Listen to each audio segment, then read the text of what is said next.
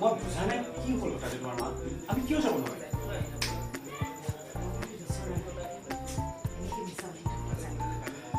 বুজি নাপাওঁ মা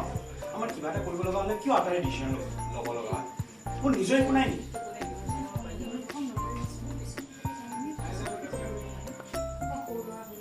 মই সৰু ল'ৰা হৈ থকা নাই ডাঙৰ হৈছো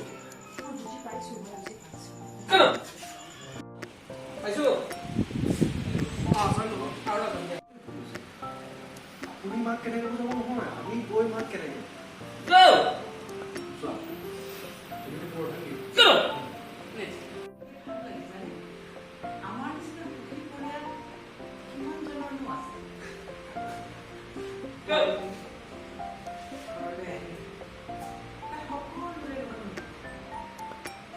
ল'ৰা ছোৱালী